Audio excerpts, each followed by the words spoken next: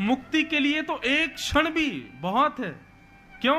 हमारे शास्त्रों में कहा जाता है जीवन भर भले ही पाप किया हो व्यक्ति ने, लेकिन यदि वो अंतिम श्वास लेते समय भगवान नाम गा ले, अंतिम श्वास निकल रही और उसी समय उसके मुख से निकल जाए जगन्नाथ और बस प्राण निकल गए, फिर उसके जीवन के सारे गिले शिकवे माफ हो जाते हैं, वो सीधे वैकुंठ ही जाता है। लेकिन ये सुनने में जितना आसान लग रहा है ना, प्रैक्टिकली उतना ही कठिन है।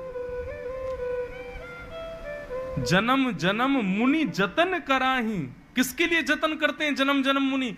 अंत राम कहीं आवत नहीं। अंतिम श्वास में सब आ जाएगा याद, लेकिन भगवान का नाम याद नहीं आएगा।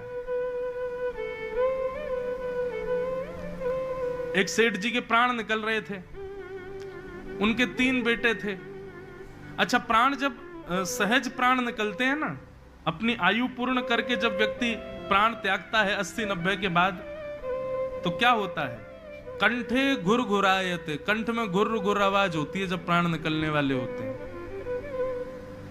उनका कंठ घुर घुर आवाज कर रहा था, तो बेटा बोला, पिताजी पिताजी आप प्राण मत त्यागिए।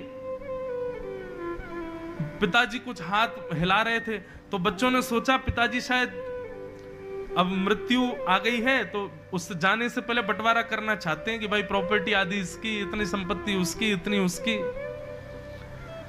बोलिए पिताजी कितना किसके बट में? अब कंठ से तो गुर गुर आवाज निकले, तो बच्चे बोले क्या करें पिताजी, स्पष्ट तो बोले नहीं पा रहे। एक वैद्य के पास गए, वैद्य से जाकर के कहा कि हमारे पिताजी के प्राण निकलने वाले हैं, गुर गुर आवाज हो रही है।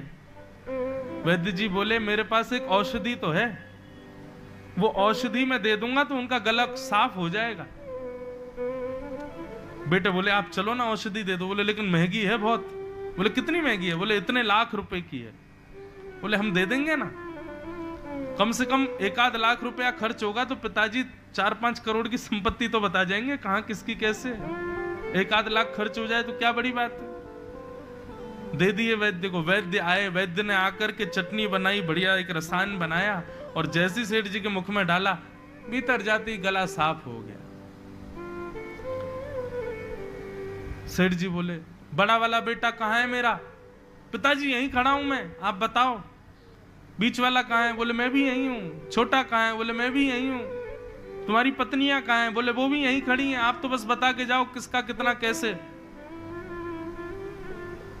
बोले अरे मैं तो बस इतना कहना चाहता हूं, वो भैंस का जो पड्डा है ना, वो झाड़ू खा रहा है।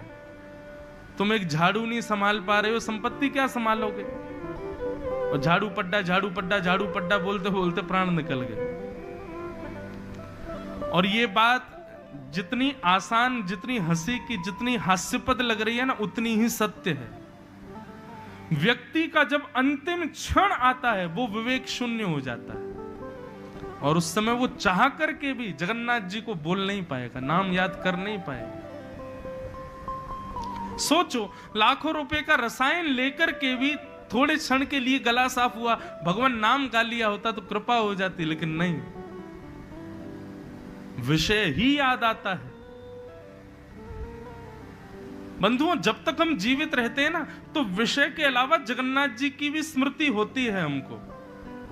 आप लोगों को बहुत इजी लगता है, संसार के लोगों को बहुत इजी लगता है, ठीक है हम क्लब जाते हैं, हम गलत काम करते हैं, हम ये करते हैं, हम वो करते हैं, हम उल्टे सीधे वस्तु खाते हैं, किसी के साथ छल करते हैं, कपट करते हैं, लेकिन हम जगन्नाथ जी को याद भी करते हैं, हम बीच बीच में भक्ति भी करते हैं। परंतु जब अंतिम क्षण आएगा ना, तो जितने विषय भोगे हैं वही याद आएंगे, जगन्नाथ जी याद नहीं आएंगे।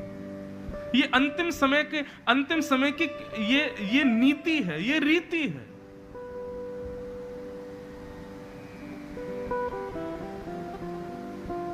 इसलिए हमारे यहां कहा गया, काम करते चलो, नाम रटते चलो, हर समय कृष्ण का ध्यान धरते चलो, मुरली वाले को मन से रिझाते चलो, कृष्ण गोविंद गोपाल गाते चलो। हर क्षण याद करो श्याम सुंदर को, हर क्षण उनकी स्मृति बनी रहे हमारे दिमाग में। चलते फिरते उठते बैठते खाते पीते हर समय ठाकुर जी को याद करो। हम नहीं कहते घर परिवार छोड़ो, भाई छोड़ना नहीं है, हम खुद घर परिवार वाले, पर हर स्थिति में भगवत स्मरण रखो, जगन्नाथ जी को याद रखो, उनकी स्मृति रखो अपने चित्त में बस। उसका प्रभाव क्या होगा? जीवन भर जो ठाकुर जी को याद रखता है ना, तो अंतिम समय में तो बहुत कठिन है कि भगवान की याद आ जाए, पर जीवन भर जिसने जगन्नाथ जी को याद किया हो, ऐसा व्यक्ति जब अपने प्राण त्यागता है तो जगन्नाथ जी उसको याद कर लेते हैं, जगन्नाथ जी की स्मृति में वो आ जाता है। और सोचो, जगन्नाथ जी जिसको याद कर लें, हम जगन्नाथ जी को याद करते हैं, जगन्नाथ जी हमको याद कर लें। हम प्रधानमंत्री से मिलने जा रहे हैं और एक बात है, प्रधानमंत्री हमसे मिलने आ रहा है, दोनों में कितनी बड़ी अंतर है। जगन्नाथ जी की स्मृति में हमारा नाम आ जाए, हम उनकी स्मृति में पहुंच जाएं, उसी के लिए तो भक्ति है। लाखों लोग जाते हैं लेकिन जगन्नाथ जी साल्वेक को याद करते हैं।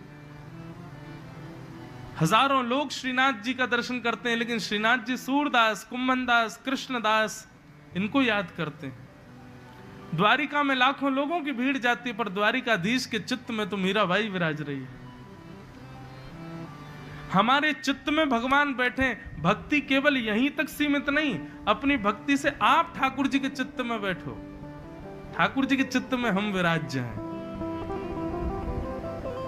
मेरा सुमिरन हरि करें मैं पावा विश्राम, मैं हरि का सुमिरन करूं, ये तो प्रारंभिक स्थिति है, लेकिन करते करते करते स्थिति हो जाए मेरा सुमिरन हरि करे मैं पावा विश्राम। और वो कब संभव है? जब जीवन पर्यंत और खास करके बाल्यावस्था से भगवत स्मृति की हो,